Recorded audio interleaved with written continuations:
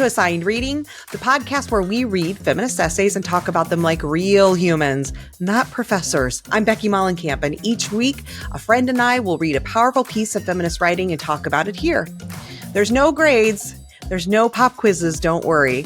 The essay is always linked in the show notes if you'd like to read it, but whether you do or not, you're invited to join us and listen in on this conversation. Let's dig in. One thing that stood out to me for sure was like you could tell how angry she was. I am angry and I have every right to be angry. At the time that she gave this speech, a lot of trans histories were being erased and were being left out of the conversation when it came to LGBTQ plus rights. I think it's a really relevant piece right now since like trans rights in general, but then the whole like legacy of Stonewall being erased because of this new administration here in the US. That was the voice of my biz bestie and co-host of Messy Liberation, my other podcast, Taina Brown. I'm so excited that she is on the show because I love her. Obviously, we do so much work together and I know you're going to love her too. And today we're talking about a speech, not an essay, by Sylvia Rivera, who is a prominent trans activist or was a prominent trans activist. The link to the essay is in the show notes. If you want to read it, we both recommend you do, but you don't have to really enjoy and get a lot out of this conversation. Before we dig in, let me tell you about Taina.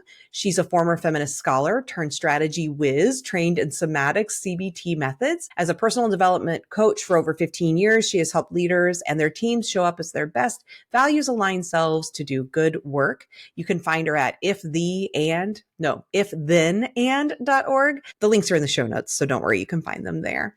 And Taina and I also have recently gone into business together running the Messy Liberation Coaches Circle. So if you're a coach listening to this and want community of people who give a shit, who like to talk about these big issues, like the things we're going to talk about in this episode, I will link to that as well in the show notes. And we'd love to have you join us. It's an incredible, very small, but growing community of like-minded coaches that are just there to support each other. It's not really a space about learning and improving all of your skills, but we do that. But it's more about having other people who get it. So if you'd like to learn about that, check the show notes. If you want to read this piece, check the show notes. If you want to meet and learn more about Taina, check the show notes. But now let's actually get into this episode because I think it's such a great one. Any conversation with Taina is. So let us get into it. Hi, Taina.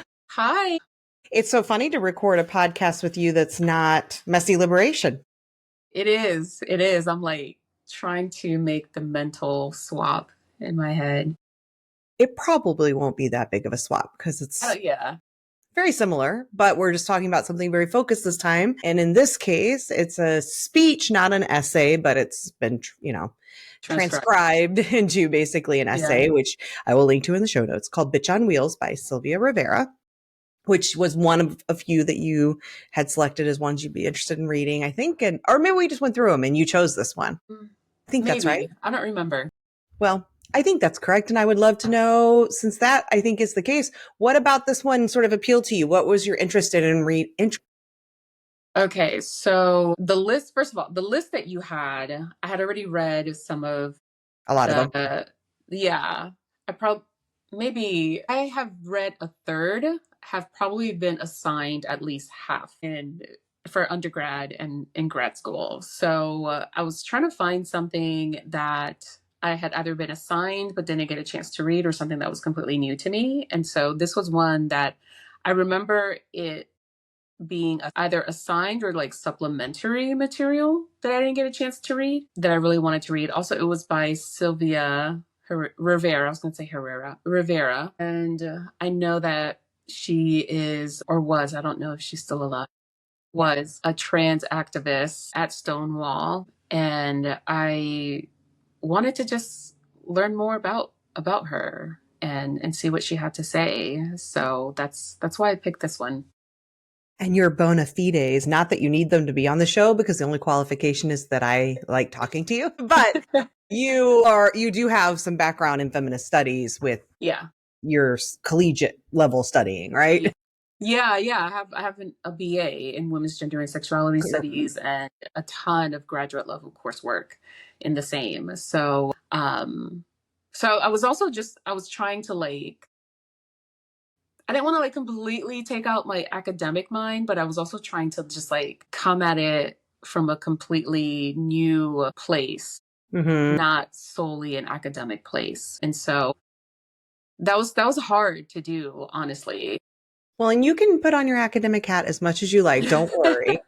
I will be here fully to represent the non-academic folks in the audience because I'm about to step up and say, not only had I not read this, not only had I not heard of it, I didn't even know who Sylvia Rivera was. And Mm, I'm sad to admit that. And also, I think it speaks to some of what she talks about in here, frankly. But also, I consider myself a 50-year-old baby queer. Like, I am still really new to coming into this part of my identity in a yeah. more like fully embracing sort of way in just the last few years. And so, there's so much around that part of my identity I don't know. And that's one of the reasons I was really glad to have read this because it led me down. She mentions a lot of different people and groups and things in this that each one of those I'm opening a new tab and learning a little more about this person and that event and this thing. I mean, I knew about Stonewall and I knew Marsha. Mhm. That's the extent of my understanding of that, right? And then Yeah. there was even more to it. So for me, I was excited, but I will be the person in the room then who's like, nope, didn't know that, didn't know that. So don't worry. And this was from 2001, and Yeah. sadly, she died a year later. I don't even think a full year later from, I think it was liver cancer or something like that. Mm, So this was shortly actually before her death. So she's been gone for 24 years, 23 years. So it's interesting to read it knowing because she mentions in there, I've been lucky to make it to 50 and like hell, I'm going to die before I'm 100. And sadly, she died at 50. So she didn't even yeah. another full year. But anyway, yeah. So, okay, let's start at just your like high level Thoughts? overview, like what you thought of it. Yeah. It was interesting. It was interesting because I think the one thing that stood out to me for sure was like you could tell how angry she was For sure. from reading it. And Yeah. she says it. She says it somewhere along the, somewhere in the speech, she's Mhm. like, I am angry and I have every right to be angry. And that anger was coming from one, a place of like passion for justice for her community, but also at the time that she gave this speech, a lot of trans histories were being erased and were being left out of the conversation when it came to LGBTQ plus rights. And so she gives a few examples of that. And so it's very clear from just the first paragraph as you're reading that she is like unhappy with how things have turned out, which I think is a fair response given her history and her experiences and also just in general like what's happening with the trans community. And so I I think it's a really relevant piece right now since like Still, yeah, so, I mean, just trans rights in general, but then the whole like legacy of Stonewall being erased because of this new administration here in the US. It's incredibly relevant. It's incredibly relevant. And it's a speech. So when you're reading a speech that has been transcribed versus something that has written, there's a different feel and vibe to it that if you're not used to it, takes a while to get used to, like can take you a minute to adjust your expectations. And so that I kept having to remind myself, oh, this is a speech, this is a speech, this is a speech, because it can feel incoherent at times when you're reading yeah, it. a little meandering, a little like, Mm-hmm. Mm-hmm. yeah. Yeah. And also just some of the speech is a little more like casual, like you would do when you're Right. talking. For instance, if I'm transcribing something and then turning this into a blog, I would probably take out all of our likes and our, Yeah. knows and things like that. They stay in for this, which there's a part of me that likes it too, because they use the use because she uses Mm-hmm. use, which would normally probably get taken out and just be you or all of you or Yeah. whatever. But I like that sort of vernacular and that like it gives you more of a feeling of who she was, I feel like. Yeah. Which Yeah. I do appreciate it, but you're right. It does take a little like it is a little Yeah. jarring. I think. Yeah. And that's a very New York thing to Yeah, say use, like, oh, use guys or use over there. And so like you said, it gives you a really good feel for who she is as a person and like her cadence, like what her cadence might have been like if you were having a conversation with her. Um, kind of energy she brings to the room and to a yeah. conversation. So I really appreciated that. What did you think? high level thoughts. Well, I really loved it. But again, I was going in with very little knowledge. I had no idea who she was really, other than so I was searching. I wanted to make sure this season included something from a trans activist in the lineup of the essays or things that we're reading. And so originally I started searching for Marsha P. Johnson and what can I find from her? And I really didn't find anything that she had written, any essays or anything. Because again, I'm sticking with publicly available things that I want the audience to be able to read these without having to buy a book every time, right? Mm-hmm. And so I had a hard time. And then as I'm searching for like trans activists and important essays and things, this came up. And I was like, that's interesting. Don't know who she is, but I'm excited to read it. Let's read it. So then I, only in reading this did I find out she was involved in Stonewall. And so like this, for me, it was a really important read because again, I feel like I'm a baby queer who's got a lot to learn. And it was so good for me to read something from her and do some of the additional research that led me into, which I'll just share quickly for anyone who doesn't end up reading it, or even if you do, if you lack some of the knowledge I do. Mm-hmm. Sylvia Rivera was one of the people sort of on the front line at the Stonewall riots, which happened in 1969. So this was written 30 years after that, which really were sort of marked this sort of beginning and turning point for LGBTQ rights. It was in New York City. And she talks about what happened in there in the essay. So if you read it, you'll see more of the details, but basically it's these police raids of LGBTQ bars. And at that time, for whatever reason, just that night sort of sparked this rebellion of sorts of, no, we're sick of this. We're not taking anymore. Quit raiding our spaces. Allow us to exist. Right. And Sylvia said that she threw the second Molotov cocktail that night, which was an interesting little tale that I have since reading other articles. I'm like, oh, that's a interesting little piece of folklore. But she was only 17 also, which is amazing. And with like a fake Oh my ID. God, I didn't know that. Yeah, she said she wasn't even 18. She was 17. I remember reading that, but it didn't click.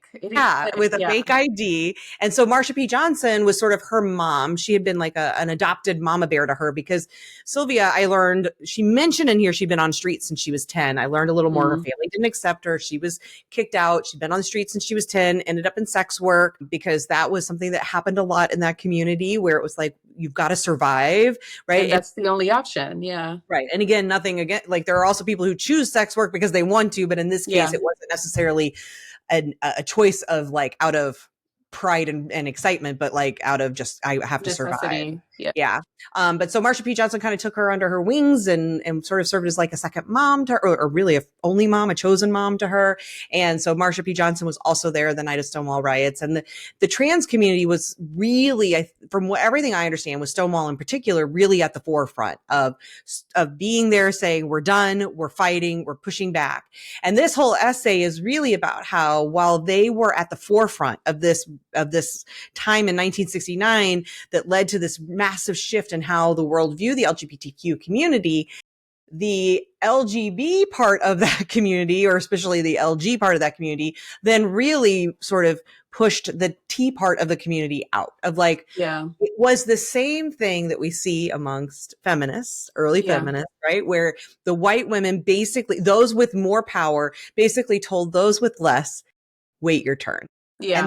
And that's sort of what happened here. And I know a lot of that, but just reading that from Sylvia's perspective, especially like you said, with the anger in it and knowing this wasn't written in 1969 or 1980, but in 2000, this was years later, delivered in 2001, and that anger remains. And what made it poignant at the time of this piece was the death of a trans woman, a trans woman of color that was getting that no one was attention. Well, meanwhile, Matthew Shepard got all of the, all the trans folks showed up too for that. Like, yes, we're here to support our community. It felt like once again, the trans movement saying like, hey, we're showing up for the LGBTQ community. But when it's the T part, we don't see the LGBT part showing up for us. Yeah. And that anger still in 2001, and then thinking, 2001 doesn't feel that long ago, but now I'm like, oh my God, it's almost 25 years ago. So that was already more than 25 years after Stonewall. And now here we are almost 25 years again later. And it's still the same fight. And we have the Joanne Rowlings of the world and, all of these radical, feminists, quote unquote feminists who are still saying the same things that have we not learned 25, 50 years later? And no. In a lot of ways we have it. And so like that, it is very sad, I think, in that way. It is. I think, something that stood out to me reading the piece, there were a couple things, or three main things, right? That have just kind of stuck with me, that I've been chewing on. And so the first is, she says that usually when there were raids, the people would leave the Stonewall Inn and then go somewhere else and would just wait it out. And then they'd come back like maybe 15, 20 minutes later, because the cops were there, one, to just disrupt, but also to get their payout, right? Like they were getting paid off by these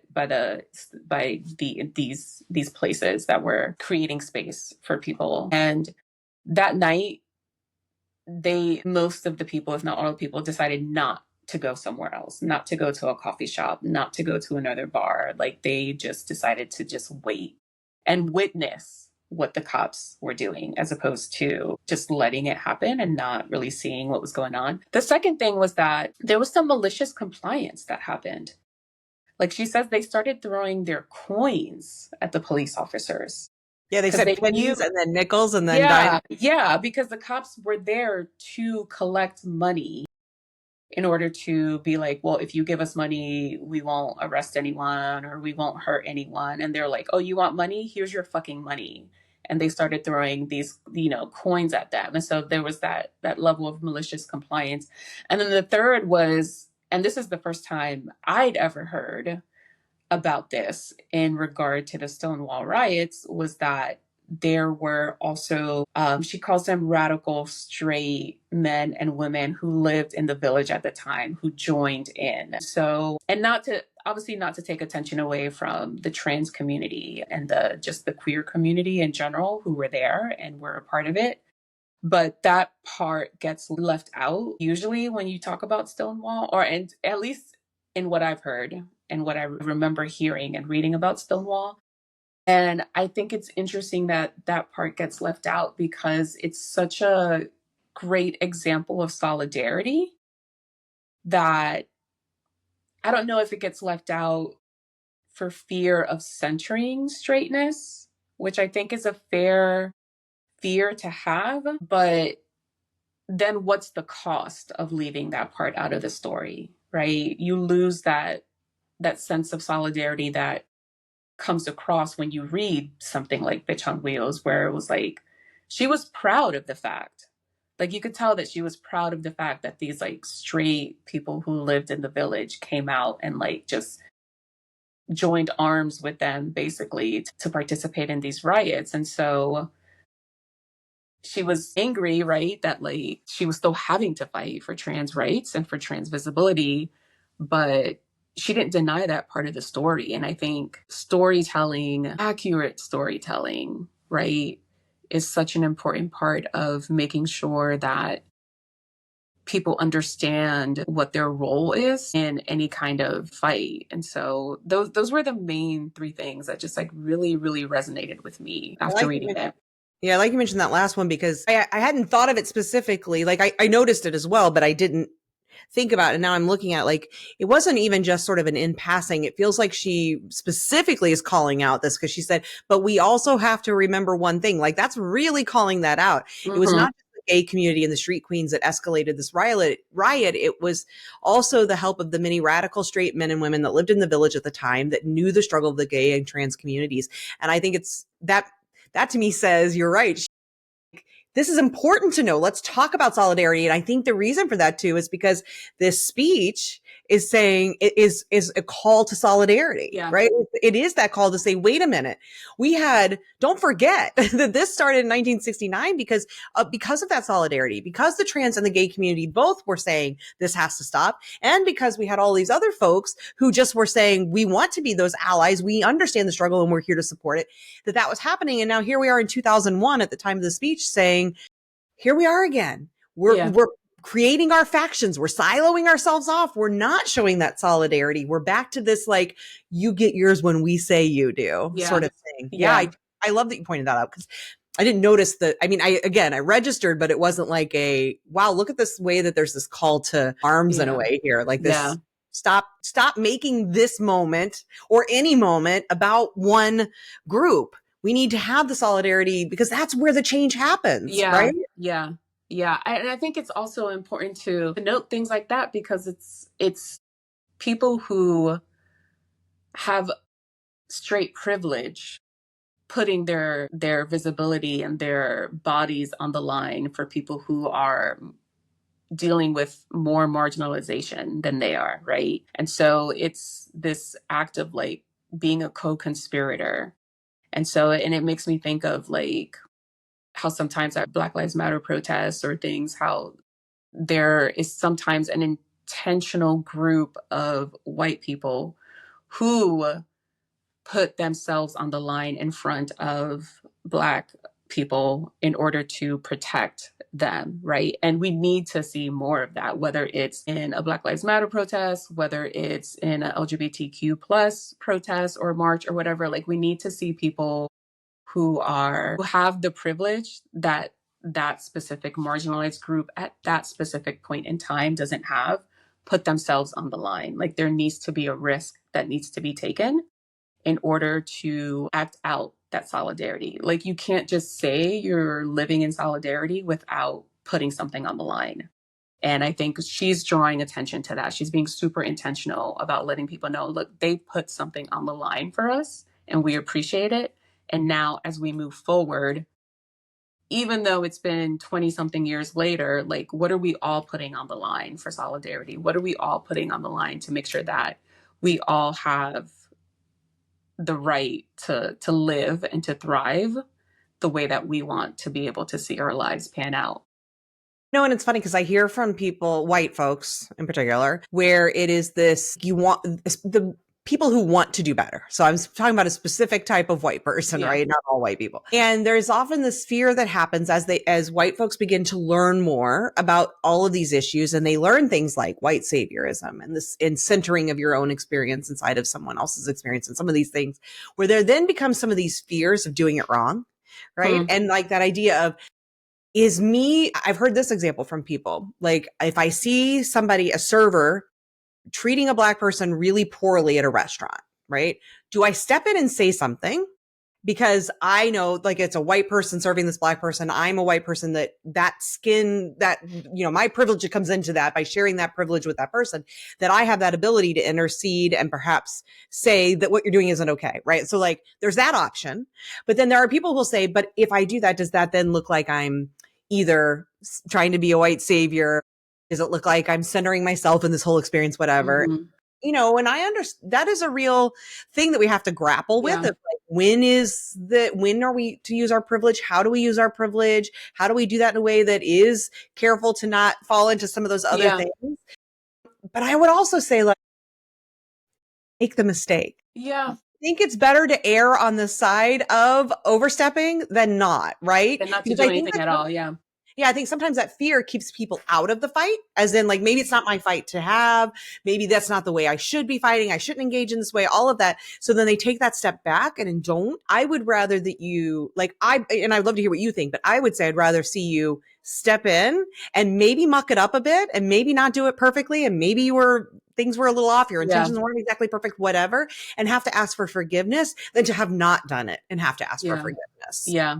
Yeah. I agree with you there. I would take it one step further because this is something that I've been asked as a DEI facilitator sometimes when I'm doing a workshop, people who are sometimes not of a marginalized group, or if it's like a Black History Month workshop, it might be a white person or a Latin person. They'll be like, how do we, like, if we see something happening, how do we, because I always tell people like, disrupt the moment, right? Like the point is to disrupt the moment so that way the person making the offense knows that their behavior is not okay. And so they're like, how do you do that? Like, how do you actually do that? And the one thing that I always tell people is like, ask the person who's being offended, like, do they need anything, right? So like, let's say you and me were out and we were at a restaurant and there was a server who was, being like rude to me or whatever because of my skin color or whatever. Like in that moment, right? Preferably with the server present so they can see what's happening and feel ashamed for their behavior, right? Like the I won't say the appropriate way, but one way to disrupt is for you in that moment to tell the server, can you hang on a second? Hey, this person's, and then address me and say, hey, this person's being kind of rude to you. Are you okay? Do you need anything? Right. And then that takes away that feeling of, well, what if I center myself? Because now you're speaking directly to me and you're asking me what I need, and you're showing the server that, like, well, your behavior is not okay, and I'm going to step in here if I need to, right? And so, and then, and then from there, like, whatever happens happens. But I think if you are uncomfortable with that, the first step is just to do something, right? Maybe if you see it happening to someone you don't know, maybe you wait until after the server leaves and you say, hey, I noticed this interaction, are you okay? Like, I just wanted to come over and check on you and let you know I witnessed what happened. Because I think for people who come from or who experience marginalization, especially in the Black community and trans people, I think those are probably the two groups of people who experience the most marginalization, especially in the US. It's like, can I throw in the visibly disabled as well? Yeah, and the visibly disabled for sure. And so I think a lot of the hurt and the anger and the frustration is with, like, did anybody just see what happened and nobody did anything, right? It's with that sense of, like, who has seen this? Who has witnessed my struggle in this, right? And so just being able to communicate, I see you, I saw what happened, I witnessed it. Is there anything I can do? Like that goes a long way to building solidarity. Well, and because Sylvia doesn't mention this in this piece, but it does make me think the question of those folks who showed up, those straight folks that were showing up that night. I wonder if there was like a, can we help? Can we be involved sort of moment, or if it was just a, we see this and we're going to step in and say, we're here to fight. Either way, I think it's beautiful that it happened. And I do think, like, again, I think I love what you shared and it's so helpful. So thank you. And don't let not having the perfect words or the perfect thing stop you from getting involved in, being part of change, whatever it looks like, and that, again, like, I reached out to you not long ago. By the time this airs, this event will be over. But for the Feminist Podcasters Collective that I run, we're going to do a pitch fest. And I wanted the first pitch fest because the timing worked out really well with Juneteenth, that I was like, how about having this be solely focused on having Black women have this opportunity to come in and get themselves in front of 35 podcasts to pitch themselves. And I love the idea. And then I had that moment of like, is it okay? Like, again, there's is this in my white body that comes up of like, am I overstepping here? Is this like some sort of white saviorism thing coming out of me? Or is it what I really intended to be, which is using this platform to elevate and amplify voices that are often under-recognized? And, I didn't reach out to you as the Black expert in my life, but because I know you're an expert on a lot of these issues. And so, like, sometimes I just like getting that approval, but I felt like my initial feeling was, this feels right. And I think this is okay. Yeah. But sometimes it is a little scary because you're like, this thing I think feels right, is it going to be perceived the way I want it to be perceived and all that? And some of it is you also have to let it go and just be like, maybe it won't be. And maybe I'll step in it. And then I say, I'm sorry. Yeah.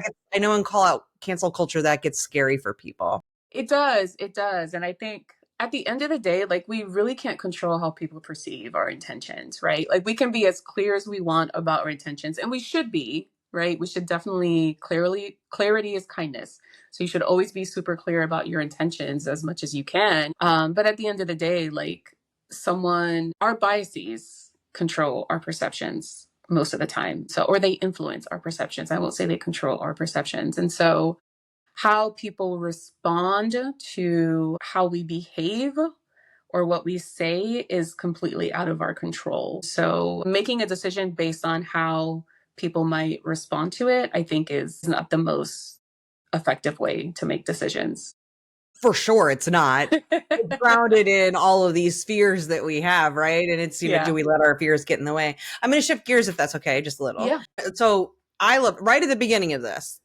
She says, we're all involved in different struggles, including myself and many other transgender people. But in these struggles, in the civil rights movement, in the war movement, in the women's movement, we are still outcasts. The only reason they tolerated the transgender community in some of these movements was because we were gung ho. We were frontliners. We didn't take no shit from nobody. We had nothing to lose. You all had rights. We had nothing to lose.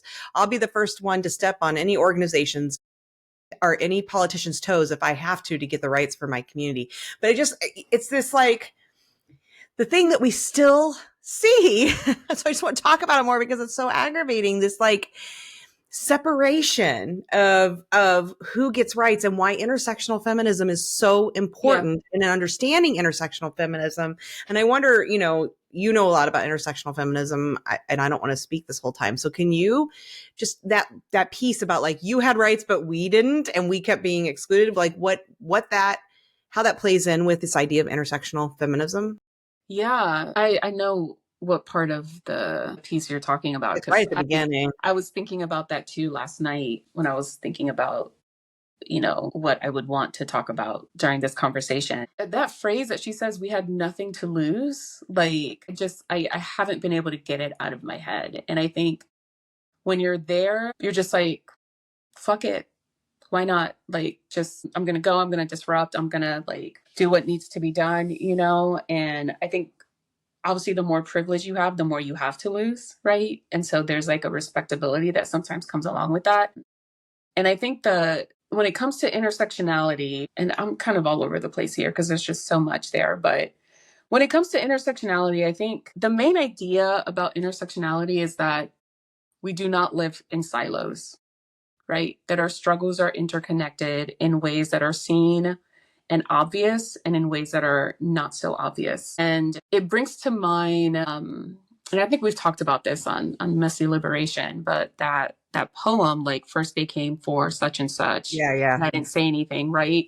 And then eventually they came for me and there was no one left, right? And so that's the whole point of intersectionality, is that every struggle is like a litmus test. Every struggle is a boundary, right?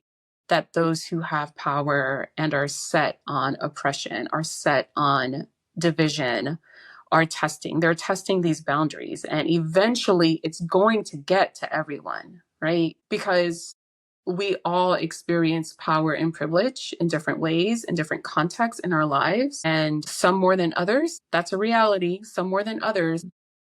But it's not a list of things to get through. Like, it's not a list of issues that you check off and you're like, okay, we've dealt with this one, let's check that one off, now we're going on to the next one. Yeah.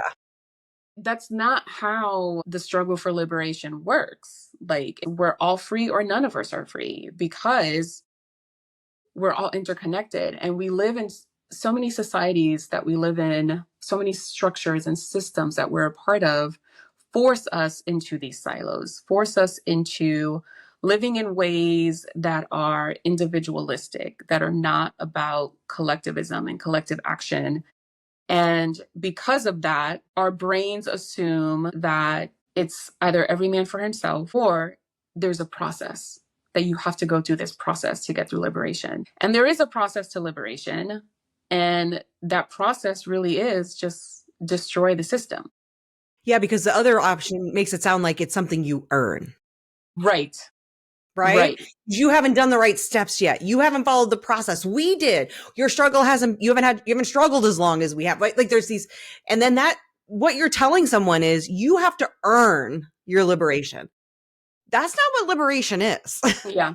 Yeah. There should be Liberation no is a earning human it. right. Yeah. It's a human Right. right. People deserve to live free lives because they are people. Not because they exist in a certain way, not because they are respectable in certain circles, Because you not approve of them. because, right. It's the humanity of them, the dignity of their humanity, that requires that people live free lives. And so much of what we grow up in and so much of the world that we live in is in direct opposition to that. Yeah. Yeah. Thank you. Because exactly. I mean, yes. Right. Yes. And that's what she points out to in here, in just like, you can feel the anger around it. And I feel it. I mean, it's just, that's 25 or 30 years after Stonewall. And here she is she was 17. Here she is at 50, still dealing with, and she gives a lot of examples just with, and this is not even in the broader society. This is within the LGBTQ community. And this idea of you wait your turn. Yeah. We'll get to you when we get to you. I mean, she mentioned some of the organizations. And again, as this older baby queer, I didn't know about like these organizations called Daughters of Bilitis, whatever that is, which was like the first sort of lesbian rights organization. And then the Matachine, whatever society, which is sort of the first gay rights organization. And, like she calls them out and says, like these things were important and they excluded us. And that exclusion has continued. And guess what? 25 years almost after her death, it still continues. It still continues, yeah. And when the Joanne Rowlings of the world, J.K. Rowlings of the world fight for things like she's been fighting for with this trying to exclude trans folks, right? As saying that you're not a woman unless you have whatever Joanne has decided body parts you need to have. Where we lead to now, where does it go? I just wondered, has J.K. Rowling thought this through, like the inevitable conclusion of where these things go? Because how do we determine by looking at someone if they're allowed to use this restroom? Well, guess what's starting to happen? People are in restrooms now demanding that they are a quote unquote biological woman. Does Joanne think that she's exempt from that? She may have the body parts she has determined make a woman. But what it comes down to now is, do you pass the look test of a woman? Are you performing femininity well enough on that given day? And guess how many times a lot of us, we don't wear our makeup. Listen, I don't think you should ever have to. Yeah. But even those who think that they would always be seen as a woman, you're not wearing your makeup, you're in your sweatpants, you got your hoodie up. There is a conceivable world where any woman, biological quote unquote woman, could be stopped and asked to prove she's a woman. This is scary, right? So again, that's that thing of where they came for me later, where the thought process is, I'm immune from this because I meet what I have determined makes a woman. Yeah. Until you're not, lady. Until you're not. Until you're not, Joanne. And your time will come too, because especially, listen, as women get older, we lose estrogen. We have more testosterone. We start to take on more, traditionally biological male traits. Women start to grow more facial hair. They start to their faces start to lose all that elasticity.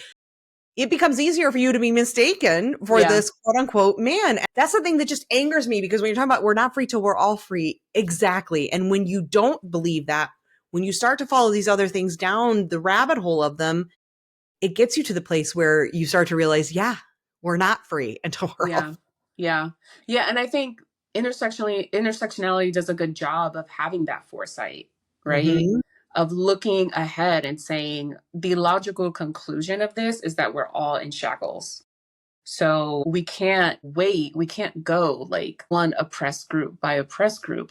We really need to just deconstruct this entire system and rebuild it from the ground up so that we can all participate in the rebuilding of something that is more equitable and more just, right? If you go according to how, turfs might go, or according to how it usually goes, where it's no, you got to wait your turn, you're not really rebuilding the system. You're not really deconstructing and rebuilding the system. You're just placating the system, right? Because it's always going to cost you something when you go that way, as opposed to allowing the system to just be deconstructed so that everyone has a fair chance. I would say you're reinforcing the system even, right? Because that idea of wait your turn is hierarchical. It's putting hierarchies on oppression. Right? Which oppressions get to be dealt with first. And that's just still replicating, reinforcing the exact system that is oppressing you. And so it makes, in some ways it makes no sense, but then in many ways it makes a lot of sense. Because we are all products of these systems. And it's so ingrained us that we lack the imagination, and the people with the most privilege lack the imagination the most to understand how it could be any different. And so we're just still participating in that system as we claim to be wanting to fight against it. Yeah. I was just going to say that. I was it lacks imagination, right? Because you can't think you have no imagination to think of what it could look like outside of the system.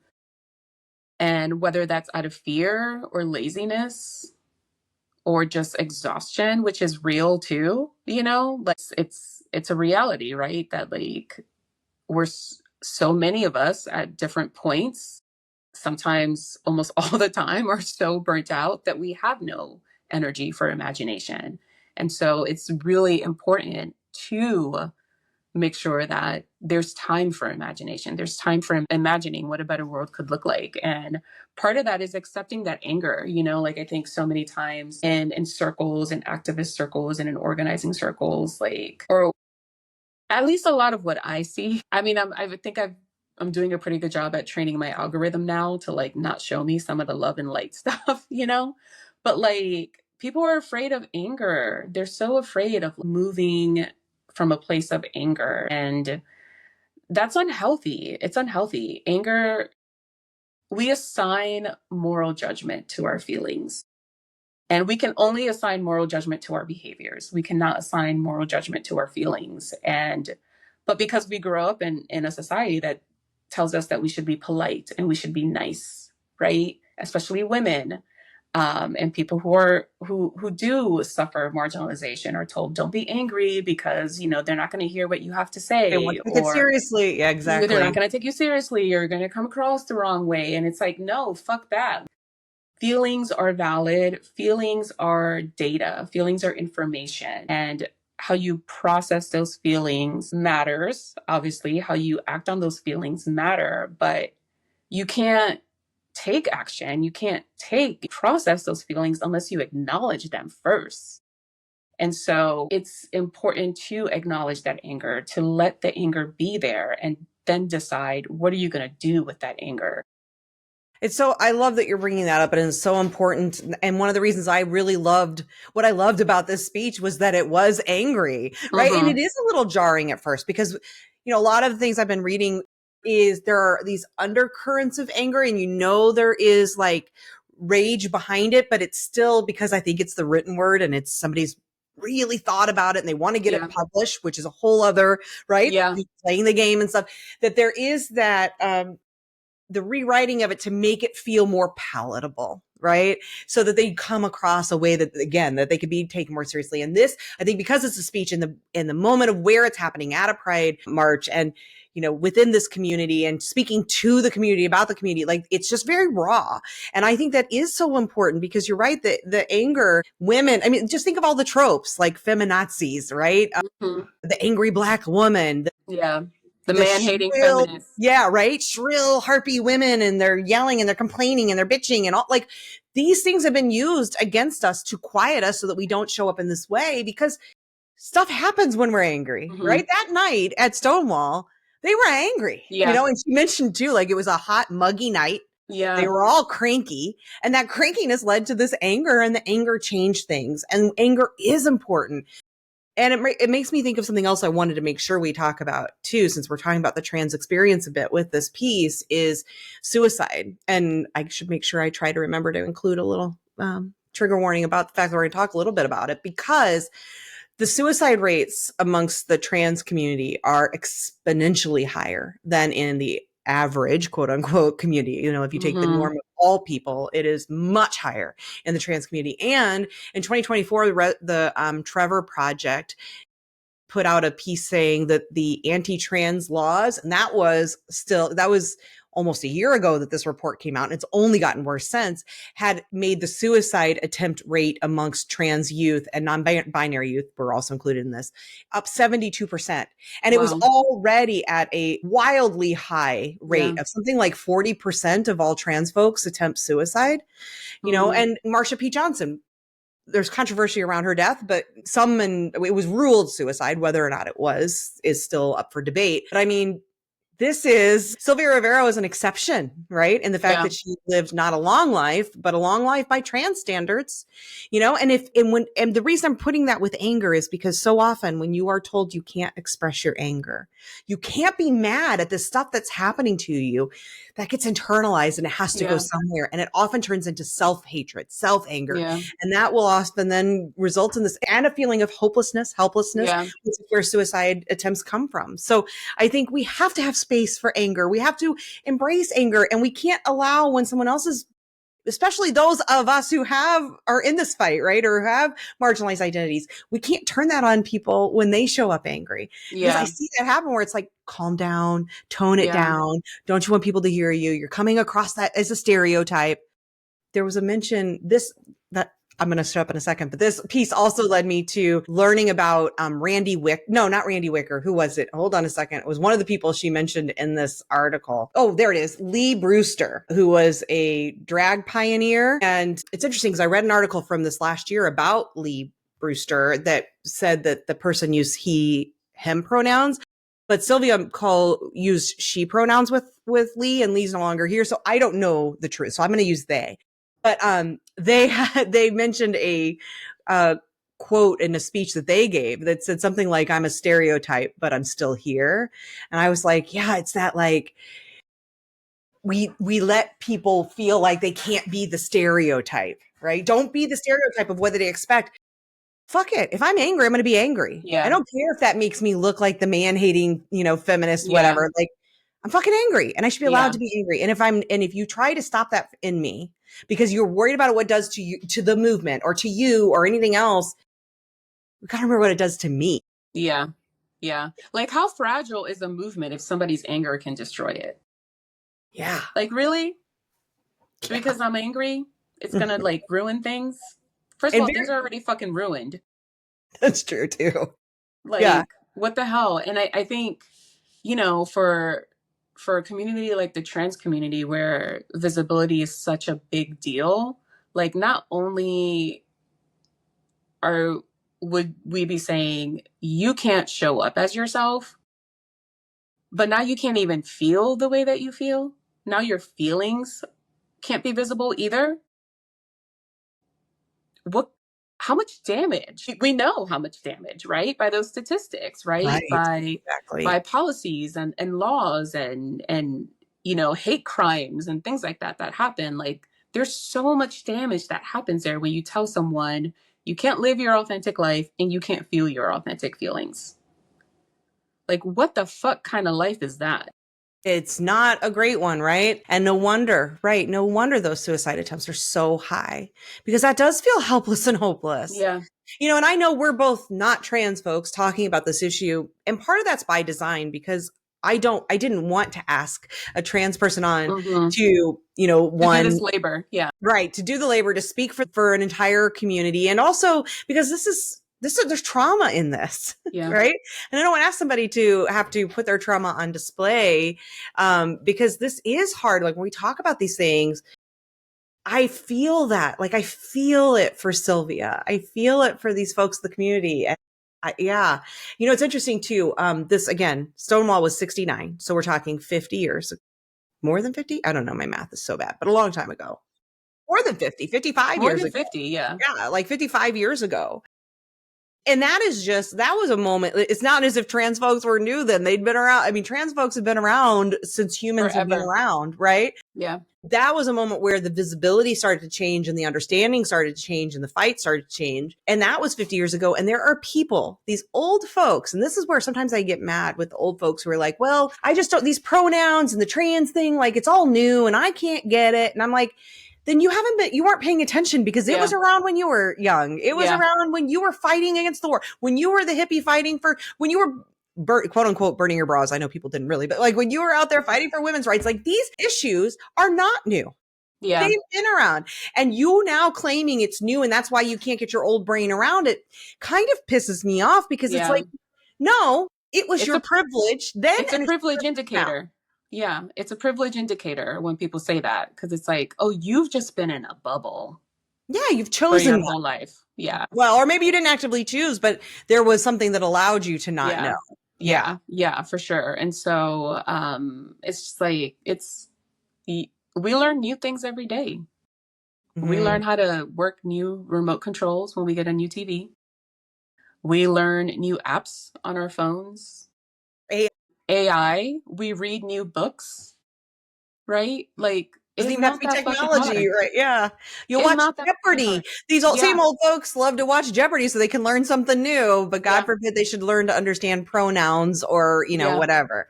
yeah. Yeah, I don't know. That was another thing that I just was thinking about as I was reading this. I'm like, it's interesting because I know I hear that refrain from people, this idea. And I think it's because trans visibility to the extent that it is now does feel new and that I think it is more omnipresent in a way, Mm, like, and it's also because the right has glommed on to this like yeah. piece of hatred and they're like adding all of this visibility in a bad way, but like I do feel like this visibility is probably greater than it's ever been, but that Well, yeah, doesn't mean it's a thanks new to the issue. internet. Yeah, Yeah, but that doesn't mean it's new, right? We exactly. just have more Yeah. access Mm-hmm. to see things and to information. And so it might feel new, but it's not. Yeah. Trans lives have been around since the beginning of time. Yeah. And the other thing is, do you have to understand it in order to You accept don't it? you Exactly. That's, don't yeah. you don't have to understand everything 100% to say, you know what? I don't really get this and I'm in my own journey to understanding it, but I can accept it. I can accept at minimum the humanity of these humans. Yeah. Yeah. That feels like such a low lift to me, and it's amazing what a hard lift it seems to be for some Yeah. people. Yeah. To just be able to say, "I see you as a human." Yeah. Yeah. To take the position that you have to understand it in order to accept it is centering yourself, right? Is centering yourself, it's Yeah, centering your feelings, it's centering your your privilege comfort. and your comfort. It becomes about you and not about the other person. And it's an incredibly selfish point of view to take. Yeah, that's so. Thank you for that. That's so valuable, right? When when you're not sure, are you centering Hmm. yourself? That is a great example of it. I know we're coming up on the end of our time. Do you feel like this? Who should read this? Did you like it? Who should read it? I think everybody should read it. I think everybody should. It made me uncomfortable reading it. What in what ways? I'm just curious. Like, what made you uncomfortable? Because Uh, I wouldn't have thought that. Just knowing what I yeah. know about you and how amazing you are, I Yeah. I mean, wouldn't have thought that. I wasn't uncomfortable because of the trans, But yeah, because it was from a trans person. I was uncomfortable because it felt incoherent at times. And so just the like the right part of side. my brain that's like, oh my God, get to the point was like at attention. And I kept having to like tell myself, like, just read and learn something, Ty. Like stop being in your feelings about this. Like it's okay. It's okay for someone to show up like this in the world. And so from that angle, it made me a little bit uncomfortable. But I think this is something that everybody should read because one, I think most times when people talk about Stonewall, they do talk about Marsha P. Johnson, and Absolutely. not to discount, right? Not to take away from that, but there are more people involved, right? It And was so lots of people. it Yeah. was lots of people. And I think to solely focus on the one person, like it's the equivalent of saying MLK Jr. was the whole of the civil rights movement when that's not the case, right? Like And we yet, do this too many thing. white people it is. Right, right. We do this thing where we have to have this one hero, right, that we can put on a pedestal to say this was the person who like did the thing, and that person may have done a lot of things, but it feeds into that siloed toxic individualism that we live in every day. That's the water that we swim in. And so it's important to read the stories and the perspectives of other people who were involved in these struggles to understand the collective momentum that was behind the Stonewall riots. And so I think this is something everybody should read, to just learn more, especially today, because they took the plaque off the Stonewall Inn. I know. It's so upsetting. There's so much of this, like exactly the history being erased. Yeah. It's 50 years later, and where are we? 55 Yeah, years after yeah. Stonewall. I also would recommend people read this piece about Lee Brewster. I'll link to it in the show notes, just because I think it's exactly that. Like with every movement, we know certain voices, and it's important to think about whose voices are being left out and Mm-hmm. why, right? And Sylvia is in the case of Marsha P. Johnson, I mean, she was a Black woman, so it's amazing. But Sylvia represents another viewpoint, right? I mean, she's also, I believe she was a Hispanic woman. I'm trying to remember where she was, Puerto Rican and Venezuelan. And, again, she has that experience of being somebody who was forced into really sex work. Again, not to shame sex work, but in this case was not the sex work she wanted to be doing. She was younger than Marsha P. Johnson and lived longer and was really involved in a lot of other things, especially around that murder of Amanda Milan, which was not a murder I knew about. And reading about that was really interesting, and understanding, that was in 2000, right? Where no one really cared. Yeah. But amongst the trans community, it really mobilized a lot of folks to get really involved, and actually reinvigorated Sylvia Rivera back into sort of being really involved after having to take a break for herself because of all of the attention. And it's just interesting learning. I think it's so important to learn about more voices, not fewer. And so I'm with you. I think everyone should read it. And honestly, the funny part is the speech patterns didn't bother me, but I did find myself feeling really sad. And just the piece of how little movement it feels like there's been. In some ways, there's been a lot. I do think there is more acceptance. Not that I hate that word. What's the right word? But more folks who are able to understand and acceptance of the trans experience. Not that it needs to be accepted, but that is happening more. I think there's more understanding of the trans experience. I think there has been progress, and in so many ways, nothing has changed. And that was sad for me, but I did really, really love it. And I think in particular, I loved how angry it was. Yeah, very angry, very angry. And it's a short read, Yeah, you can read it in 10, 15 minutes. It'll sit with you for a while after you read it, if you do a good job reading it, But I think everybody should read it. I'll tell you this quote, just because I thought it was really good too. She's talking about Randy Wicker, who was an early gay male activist, part of that organization I mentioned. Remind me a lot of J.K. Rowling in that in the beginning was very trans exclusionary. Apparently later came around, yay, I guess, but also, and it said it took him a lot of years to wake up and realize that we are no different than anybody else, that we bleed, that we cry, that we suffer. And that is that reminder.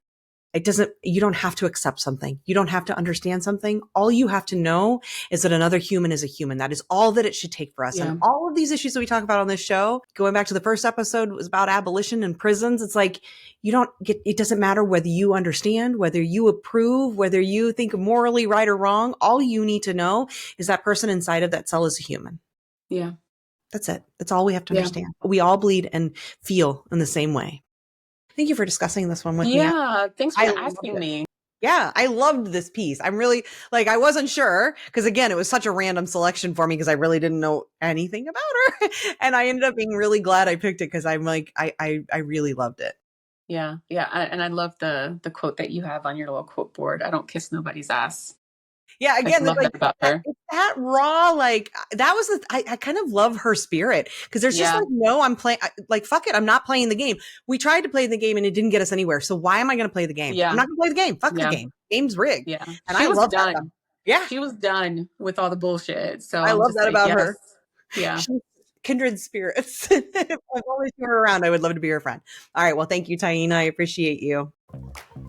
Thank you for being part of this assigned reading conversation. If you liked it, please pass it on. And if you loved it, would you leave a review? It will only take you a few seconds, but honestly, it makes a huge difference in spreading the word about the show.